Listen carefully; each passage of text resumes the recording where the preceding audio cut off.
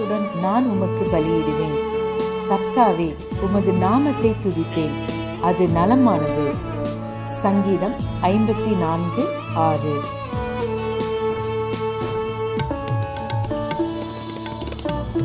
I will freely sacrifice unto thee. I will praise thy name, O Lord, for it is good. Psalms 54:6. ஆண்டவரும் இரட்சகருமாகிய இயேசு கிறிஸ்துவின் நாமத்தினாலே மீண்டும் ஒருமுறை கூட God Goes Ministries மூலமாக இந்த கால வேளையில் உங்களை சந்திப்பதில் பெரும் மகிழ்ச்சி அடைகிறேன். ஆண்டவருடைய பெரிதான கிருபையினாலே 6 மாதங்களை கடந்து 7வது மாதத்தினை காண செய்த தேவனுக்கு கோடான கோடி ஸ்தோத்திரமும் கனமும் மகிமையும் உண்டாவதாக. கடந்த நாட்களிலே தேவனாகிய கர்த்தர் நாம் அனுபவித்த பாடுகளை அறிந்திருக்கிறார். அதை தாங்க பலனையும் தந்திருக்கிறார். அதனால் உண்டான மகிமையையும் மேன்மையையும் வரப்போகிற நாட்களில் நமக்கு நிச்சயமாக உண்டாக போகிறது. நம்முடைய சூழ்நிலைகள், தனிப்பட்ட வாழ்க்கையில் இருக்கிற நெருக்கங்கள் ஒரு விதத்தில் அழுத்தி கொண்டிருக்கலாம். ஆனாலும் தேவனுடைய வார்த்தை சொல்லுகிறபடியே கர்த்தர் ஏற்ற காலத்தை வைத்திருக்கிறார். அந்த ஏற்ற காலத்தை இந்த நாட்களிலே நாம் நிச்சயம் காணப்போகிறோம். என்னோடு சேர்ந்து தேவனை நம்பி அவருடைய நாமத்தினாலே காத்திருங்கள், நிச்சயம் வெற்றி சிறப்போம். கர்த்தருடைய முழுமையான ஆசீர்வாதங்களை பரிபூர்ணமாக பெற்றுக்கொள்ள நீங்கள் ஆயத்தமுள்ளவர்களாக இருப்பீர்கள் என்று விசுவாசிக்கிறேன். கர்த்தர் தாமே இந்த மாதத்திலே நம்மையும் நம் குடும்பத்தினரையும் வெற்றி சிறக்க செய்வாராக. ஆமென்.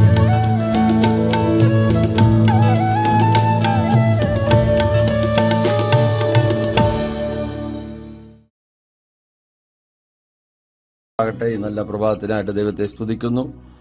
ഗോഡ് ഗോഡ്സ് മിനിസ്റ്ററുടെ ആഭിമുഖ്യത്തിൽ ഇത് പ്രഭാതത്തിൽ നിങ്ങളോട് ദൈവവചനം അറിയിക്കുന്നതിൽ അതിയായ സന്തോഷമുണ്ട്. ഡയറക്റ്റായിരിക്കുന്ന തോമസ് സാർ അവറുകൾക്കും പാർട്ട്ണറായിരിക്കുന്ന എല്ലാ കർത്തദാസന്മാർക്കും പ്രാർത്ഥനാ പടയാളികൾക്കും ലോകമെമ്പാടും ഞങ്ങളെ ശ്രവിക്കുന്ന ഏവർക്കും കർത്താവായ യേശുക്രിസ്തുവിന്റെ നാമത്തിൽ 2023 പ്രഭാത വന്ദനങ്ങളെ അറിയിക്കുന്നു.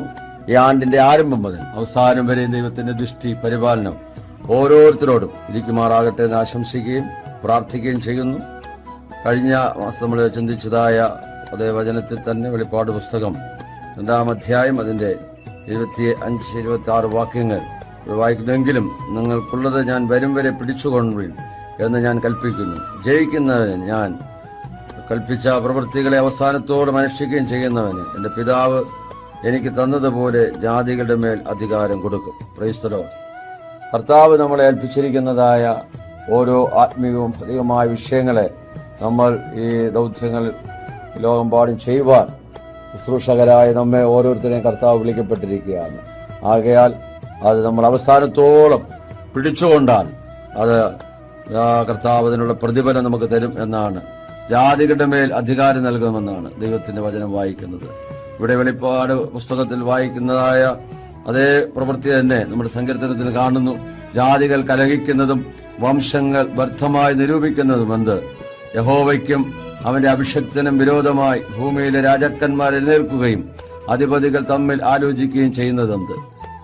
ഈ കാലഘട്ടത്തിൽ മാത്രമല്ല, 1-ാം നൂറ്റാണ്ടിലെ അനുഭവം മുതൽ BC-യിലും ദൈവത്തിൻ്റെതായ അഭിഷക്തന്മാർക്ക് ദൈവസഭയ്ക്ക് വിരോധമായി അധിപതികൾ അന്നേ കൂടി ആലോചിക്കുന്നു എന്ന് നമുക്കിവിടെ കാണാൻ കഴിയുന്നു. കലഹിക്കുന്നതായി കാണാൻ കഴിയുന്നു. അവരുടെ നടുവിൽ ദൈവം ഏൽപ്പിച്ചിരിക്കുന്ന ദൗത്യം മുറുകെ പിടിച്ചുകൊണ്ട് അവസാനത്തോളം ഞാൻ ചെയ്യുന്നതായ പ്രവൃത്തികളെ ചെയ്ത് പൂർത്തീകരിച്ച് ജയം കൽപ്പിക്കുന്നവർക്ക് ജാതികളുടെ മേൽ ദൈവം അവകാശം അധികാരവും നൽകിയിരിക്കുകയാണ്. ഇരുമ്പ് കോൽ കൊണ്ട് അവരെ മേയ്ക്കുവാനും അവരുടേതായിരിക്കുന്ന ജീവിതത്തെ നമ്മൾ ഹാലലുയ ഭൂമിയിൽ ഇന്ന് ഭരിക്കുന്ന രാജാക്കന്മാർ, മന്ത്രിമാർ, MLA-മാർ, MP-മാരൊക്കെ നമ്മെ വാഴുകയാണെങ്കിൽ ഇവരെ ദൈവസന്നിധിയിൽ രക്ഷിക്കപ്പെടാതെ ജാതികളായി മുൻപോട്ട് പോവുകയാണെങ്കിൽ അവസാനത്തോളം ദൈവം കൽപ്പിച്ച പ്രവൃത്തികൾ നാം ചെയ്ത് പൂർത്തീകരിച്ചാൽ കർത്താവ് ജാതികളുടെ മേൽ നമുക്ക് അവകാശം തരും എന്ന് ദൈവത്തിന്റെ വചനം നമ്മെ ഓർപ്പിക്കുകയാണ്. സ്തോത്രം.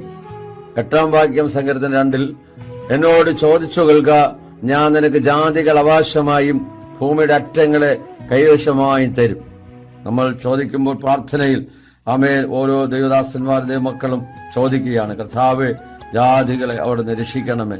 അനേക കർത്താവെ ദൈവത്തെ അറിയാത്ത ജനതകൾ ലോകമെമ്പാടും ദൈവമേ ചിതറിപ്പാർക്കുന്ന, വിഗ്രഹാരാധനയായിരിക്കുന്ന, ദൈവത്തെ അറിയാതെ ഉപഗ്രഹങ്ങളെ ആരാധിക്കുന്ന, ആമേൻ കണ്ടതിനെയൊക്കെ വണങ്ങുന്നതായ അനേക ജനതകൾ നമുക്ക് കാണുവാൻ കഴിയുന്നു. നമുക്കറിയാം അബ്രഹാം, അതുപോലെ തേരക്, ഇവരെല്ലാം ദൈവത്തെ അറിയാത്തതായ ആ ജാതിക അംശത്തിലായിരുന്നപ്പോൾ അവരെ ദൈവം വിളിക്കുന്നതായി നമുക്ക് കാണാൻ കഴിയുന്നു. ദൈവത്തിന്റെ വിളി തിരിച്ചറിഞ്ഞ അബ്രഹാം അതെല്ലാം വിട്ടുകൊണ്ട് ദൈവസന്നിധിയിൽ ഒരു വിശ്വാസികളുടെ പിതാവെന്ന വണ്ണം അറിയപ്പെടുന്ന രീതിയിൽ ദൈവം അവനെ ഉയർത്തുവാനും മാനിപ്പാനിടയായി തീർന്നു. അബ്രഹാം നമ്മുടെ വിശ്വാസികളുടെ പിതാവെന്ന് അറിയത്തക്ക നിലവാരത്തിൽ ദൈവം അവനെ ഉയർത്തി മാനിച്ചതായി നമുക്ക് ദൈവത്തിന്റെ വചനത്തിൽ കാണുവാൻ കഴിയുന്നു. അതുപോലെ ആ കാലഘട്ടത്തിൽ സങ്കീർത്തനങ്ങളെ നമുക്ക് കാണുവാൻ കഴിയുന്നത് ആ രാജാവ് ആമേൻ തന്റേതായിരിക്കുന്ന ദൈവത്തിൻ്റെതായ ആ വിളിയെ തിരഞ്ഞെടുക്കുവാനിടയായി തീർന്നു. ഒന്നാമത്തെ രാജാവായ ശൗൽ പട്ടുപോയപ്പോൾ, അനുസരണക്കേട് കാണിച്ചപ്പോൾ, അവൻ കാലഘട്ടത്തിൽ അമർന്നു പോയപ്പോൾ ദൈവം ഒരു മനുഷ്യൻ, ഒരു ആട്ടിലെ ചെറുക്കനെ, ഇസ്രായേലിന്റെ മധുര ഗായകനെ താൻ വിളിച്ച് വേർതിരിച്ച് തന്റേതായിരിക്കുന്ന രാജ്യത്ത് 40 വർഷക്കാലം ഭരിക്കുന്നതിന് രാജ്യങ്ങളുടെ മേൽ ആമേൻ ദൈവം അവൻ അധികാരം കൊടുക്കുന്നതായി നമുക്ക് കാണുവാൻ കഴിയുന്നു.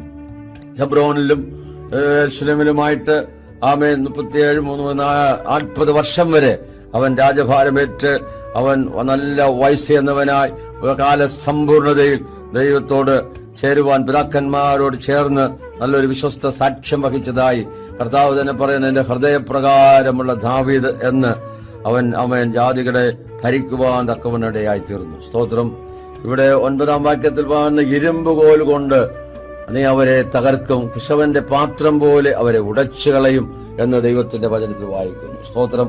നമ്മുടേതായിരിക്കുന്ന ജീവിതത്തില് ആമേൻ ജാതികളുടെ മാത്രമല്ല രാജ്യങ്ങളുടെ മേലും ആമേൻ ഒരു അവകാശം ദൈവം തന്നുകൊണ്ട് അതിനെ ആമേൻ ജയിച്ച് കീഴടക്കുന്ന ഒരു അനുഭവത്തിൽ ദൈവം നമ്മെ കണ്ടിരിക്കുകയാണ്.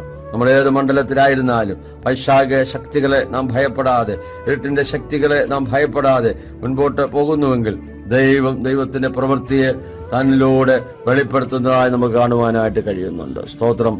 വെളിപ്പാട് 12-ാം അധ്യായം 3-ാം വാക്യത്തിൽ നമ്മൾ കാണുമ്പോൾ അവിടെ ദൈവത്തിൻ്റെതായിരിക്കുന്ന വചനത്തിൽ ആമേൻ പ്രകാരം എഴുതിയിരിക്കുകയാണ്. 1-2 വാക്യങ്ങൾ. തർദീസിലെ സഭയുടെ ദൂതൻ എഴുതുക, ദൈവത്തിന്റെ ആത്മാവും 7 നക്ഷത്രമുള്ളവൻ അരുളി ചെയ്യുന്നു, ഞാൻ നിന്റെ പ്രവൃത്തി അറിയുന്നു, ജീവനുള്ളവൻ നിനക്ക് പേരുണ്ടെങ്കിലും നീ മരിച്ചവനായിരിക്കുന്നു. സ്തോത്രം. അതുകൊണ്ട് ഉണർന്നുകൊള്ളുക, ചാവാറായ ശേഷിപ്പുകളെ ശക്തീകരിക്കുക. ഞാൻ നിന്റെ പ്രവൃത്തി എന്റെ ദൈവത്തിന്റെ സന്നിധിയിൽ പൂർണ്ണതയായി കണ്ടിട്ടില്ല. നമ്മൾ ചെയ്യുന്ന പ്രവൃത്തികൾ, നമ്മുടേതായ സുവിശേഷ പ്രവർത്തനങ്ങൾ, നമ്മുടേതായിരിക്കുന്ന ആമേൻ താലന്തുകൾ, നമ്മുടേതായിരിക്കുന്ന ദാനങ്ങൾ, ധർമ്മങ്ങളൊക്കെയും ദൈവത്തിന്റെ സന്നിധിയിൽ കർത്താവ് നോക്കുമ്പോൾ ആ പ്രവൃത്തിയിൽ ഞാനും നിങ്ങളും കുറവുള്ളവരാണ്. സ്തോത്രം. നമുക്കറിയാം കൊർന്നേലിയോസ് എന്ന് പറയുന്ന ഒരു ദൈവഭക്തൻ ഇത്താലിയിൽ ഉണ്ടായിരുന്നു. അദ്ദേഹം എപ്പോഴും ദൈവത്തോട് പ്രാർത്ഥിക്കുന്നവനായിരുന്നു. അവൻ വളരെ ധർമ്മം കൊടുക്കുന്നവനായിരുന്നു. ദൈവത്തെ ഭയപ്പെടുന്ന വ്യക്തിയായിരുന്നു. ദൈവദാസന്മാരെ ബഹുമാനിക്കുന്ന വ്യക്തിയായിരുന്നു. അപ്പോൾ ഒരു ദൂതൻ പ്രത്യക്ഷമായിട്ട് പറയാണ്, കൊർന്നേലിയോസേ, നീ യോപ്പയിലേക്ക് ആളയച്ച് ശീമോൻ പത്രോസ് എന്നതിനെ വരുത്തി പ്രസംഗം കേൾക്കണം. അവൻ നിനക്ക് ഇനി ജീവിതത്തിൽ കുറവുള്ളത് അവൻ നിന്നോട് കൽപ്പിക്കും. അതുകൊണ്ട് നീ അവനെ വിളിച്ചു വരുത്തണമെന്നുള്ളതായ അരുളപ്പാട് ദൂതൻ പറഞ്ഞു കൊടുക്കുന്നതായി കാണാൻ കഴിയുന്നു. പത്രോസിനും അതുപോലെ തന്നെ പ്രാർത്ഥിക്കുവാൻ സമയത്ത് അവനൊരു വിവശത വരികയും ക്ഷണപ്പോൾ അവൻ ഒരുക്കുന്ന സമയത്ത് പ്രാർത്ഥിക്കാൻ വന്മാടത്തിൽ കയറുന്നതായ സമയത്ത് ആമേൻ അതേ തുപ്പട്ടി പോലൊരു ആമേൻ പാത്രം സകല മൃഗജാതികൾ, പർവ്വജാതികൾ, ഇഴജാതികളായി നിറച്ചിട്ട് ഭൂമിയിൽ നിന്ന് സ്വർഗത്തിൽ നിന്ന് ഭൂമിയിലേക്ക് ഇറക്കി വിടുന്ന ഒരു കാഴ്ച കണ്ടിട്ട് പത്രോസിനോട് പറയാണ്, ആർത്തു തിന്നുക. അവൻ പറഞ്ഞു, കർത്താവേ, അശുദ്ധമോ മലിനമായോ ഒന്നും ഞാൻ ഇതുവരെ ഭക്ഷിച്ചിട്ടില്ല. ഞാൻ വിശുദ്ധീകരിച്ചതിന് നീ അശുദ്ധമെന്ന് എണ്ണരുത് എന്ന് പറഞ്ഞ് ഇങ്ങനെ ദർശനം 1-2 വട്ടം കാണിച്ച അനന്തരം അത് അവൻ സ്വർഗത്തിലേക്ക് വലിച്ചെടുക്കപ്പെടുകയാണ്. ഇതെന്താകുമെന്ന് ചിന്തിച്ച് വ്യാകുലനായി പ്രാർത്ഥനാ വന്മാടത്തിൽ ഇരിക്കുമ്പോൾ ആമേൻ കൊർന്നേലിയോസ് അയക്കപ്പെട്ടതായ വ്യക്തികൾ അവനെ തിരഞ്ഞു വന്നിരിക്കുകയാണ്. ശിമോൻ എന്നവൻ തോൽക്കൊലനായ ശിമോൻ ഇവിടെ പാർക്കുന്നുണ്ടോ എന്ന് ചോദിക്കുമ്പോൾ, നിങ്ങളെ അന്വേഷിക്കുന്ന ആൾ ഞാൻ തന്നെ എന്ന് പറഞ്ഞ് അവൻ തന്നെ തന്നെ വെളിപ്പെടുത്തിക്കൊണ്ട് കടന്നു വരുന്നതായിട്ട് നമുക്ക് കാണുവാനായിട്ട് കഴിയുന്നു. സ്തോത്രം. അവരോടുകൂടെ പാർത്ത് അവരിൽ ചില സഹോദരന്മാരുമായിട്ട് അതേ ചില നാളുകൾ കഴിഞ്ഞപ്പോൾ അവിടെ കടന്നു വരുവാൻ തക്കവനിടയായി തീർന്നു. ആ സമയത്ത് ദൈവത്തിന്റെ പ്രവൃത്തിയെ അവർക്ക് കാണുവാനായിട്ട് ഇടയായി തീർന്നതായിട്ട് ദൈവത്തിന്റെ വചനത്തിൽ നമ്മൾ വായിക്കുന്നു. സ്തോത്രം. അപ്പോൾ പ്രാർത്ഥിക്കുന്ന ദൈവത്തിന്റെ ദാസന്മാരുടേതായ പ്രവൃത്തികളെ അറിയുന്നതായ ഒരു നല്ല കർത്താവ് നമുക്കുണ്ട് എന്നാണ് നമുക്ക് കാണുവാൻ കഴിയുന്നത്.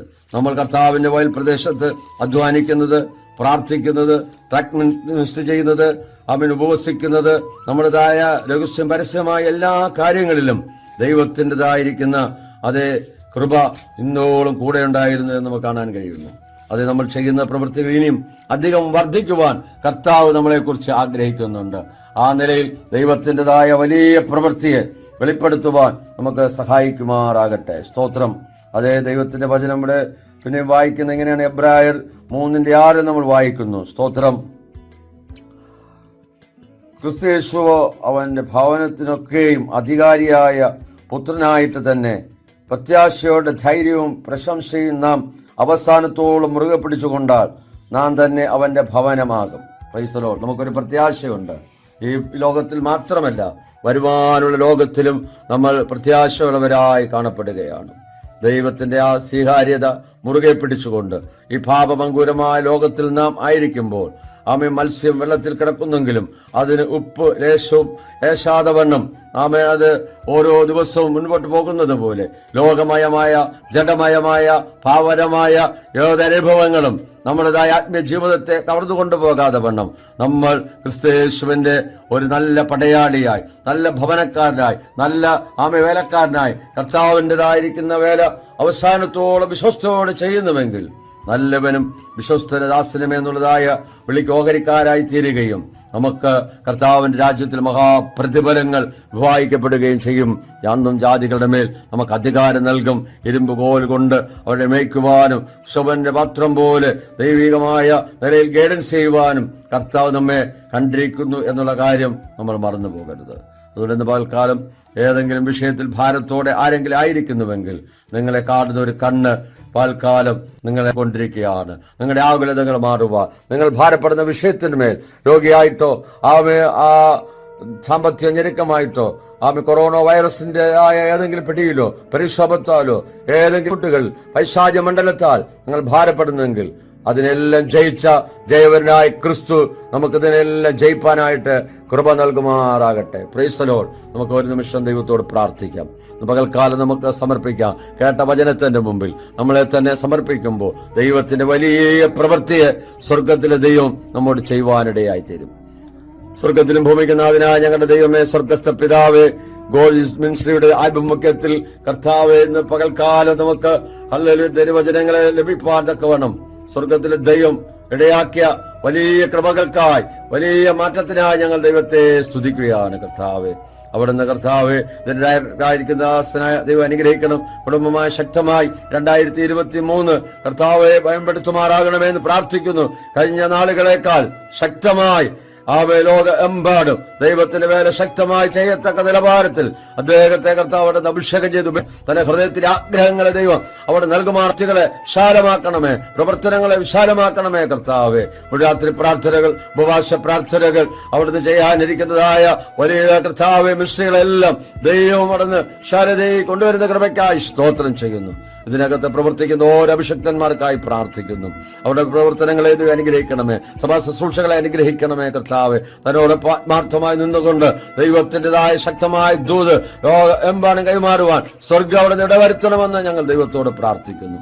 കേൾക്കാരാജനത്തിനു വേണ്ടി പ്രാർത്ഥിക്കുന്നു. അവർ ഭാരത്തോടെ വേദനയുടെ ആയിരിക്കുന്ന വിഷയത്തിൽ സ്വർഗത്തിലെ ദൈവം ഇന്ന് പകൽക്കാലം ഒരു വിടുതൽ കൽപ്പിക്കുമാറാകണമേ. വൈറസിന്റേതായ ഭാഗങ്ങൾ കർത്താവെ വീണ്ടും ദൈവമേ ലോകമെമ്പാടും ആലതല്ലുമ്പോൾ കർത്താവെ അതിനെല്ലാം ജയിപ്പാൻ തക്കവണ്ണമുള്ള ഒരു കൃപ ദൈവം നൽകണമേ. സാത്താന്യ പോരുകളെ ജയിക്കുവാൻ, പൈശാച മണ്ഡലങ്ങളെ ജയിക്കുവാൻ, ജലത്തിന്റെ പ്രവൃത്തികളെ ജയിപ്പാൻ തക്കവണ്ണം ജാതികളുടെ മേൽ അധികാരം നൽകുന്നത് കൊണ്ട് ഞങ്ങൾ അങ്ങ് വാഴ്ത്തുകയാണ്. കർത്താവെ, തൽക്കാലം കർത്താവെ, അതിനോട് ആശുപത്രി കിടക്കയിലായിരിക്കുന്ന, രോഗക്കിടക്കയിലായിരിക്കുന്ന, അഭാവജനത്തിന് വഴിയില്ലാതെ ഭാരപ്പെടുന്ന എന്റെ മക്കൾക്കായി പ്രാർത്ഥിക്കുന്നു. വിദ്യാഭ്യാസ മേഖലയിൽ ഭാരപ്പെടുന്ന തകർന്നതായ വ്യക്തികൾക്കായി പ്രാർത്ഥിക്കുന്നു.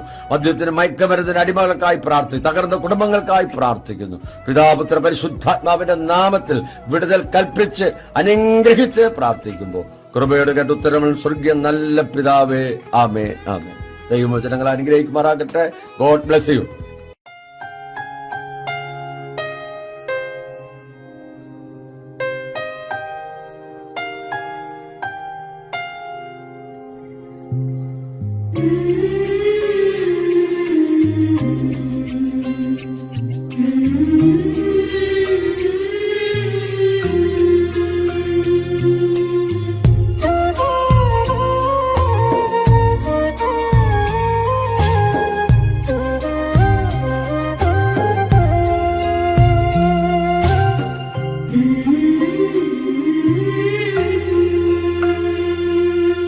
ലോകം മുഴുവൻ നേടിയാലും നിന്നാത്മാവു നശിച്ചാലെന്തു ഫലം?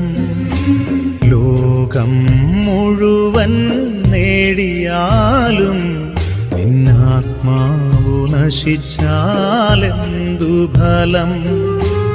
ആത്മാവിൻ വിലയാ എന്തു നൽകും നീ? പകരം വയ്ക്കാനെന്തുണ്ടീ ഭൂമിയിൽ? നിൻ സമ്പത്തു മുഴുവനോ ലോകത്തെ തന്നെയോ പകരം നൽകിയിടുകിൽ മതിയാകുമോ?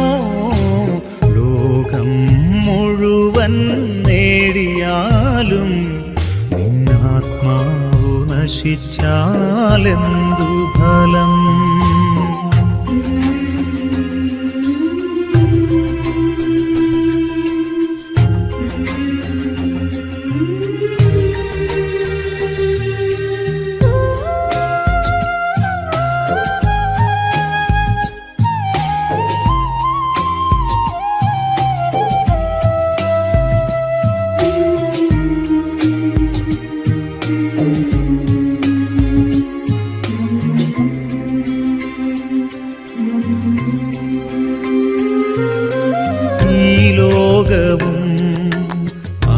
അതിലുള്ളതൊക്കെയും നശ്വരമാണെന്നറിഞ്ഞിടുവിൻ. ഈ ലോകവും അതിലുള്ളതൊക്കെയും നശ്വരമാണെന്നറിഞ്ഞിടുവിൻ. അല്പസുഖങ്ങൾ നൽകിയിടും ലോകം നാശത്തിൻ പാതകൾ തുറന്നു തരും. അനശ്വര സൗഭാഗ്യം നേടിയിടുവാൻ ദൈവത്തിനാത്മാവിൽ ജീവിക്കുവിൻ. അനശ്വര സൗഭാഗ്യം നേടിയിടുവാൻ ദൈവത്തിനാത്മാവിൽ ജീവിക്കുവിൻ. ലോകം മുഴുവൻ നേടിയാലും നിന്നാത്മാവു നശിച്ചാലെന്തു ഫലം?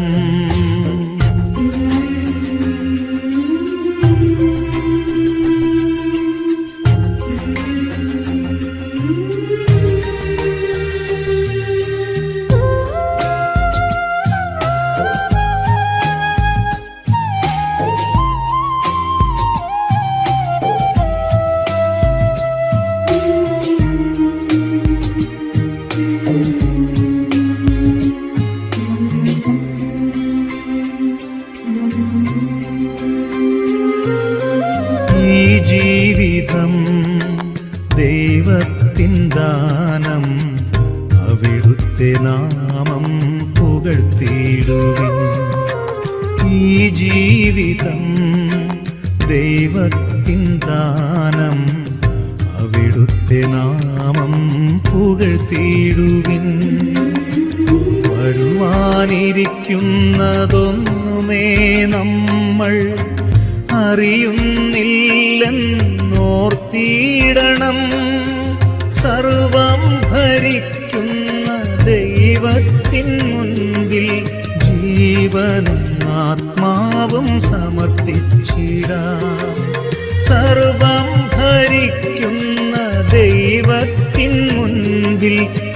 ജീവനും ആത്മാവും സമർപ്പിച്ചിടാം. ലോകം മുഴുവൻ നേടിയാലും നിന്നാത്മാവു നശിച്ചാലെന്തു ഫലം? ലോകം മുഴുവൻ നേടിയാലും നിന്നാത്മാവു നശിച്ചാലെന്തു ഫലം? ആത്മാവിൻ വിലയാ എന്തു നൽകും നീ? പകരം വയ്ക്കാൻ എന്തുണ്ടീ ഭൂമിയിൽ? നിൻ സമ്പത്തു മുഴുവനോ ലോകത്തെ തന്നെയോ പകരം നൽകിയിടുകിൽ മതിയാകുമോ? ലോകം മുഴുവൻ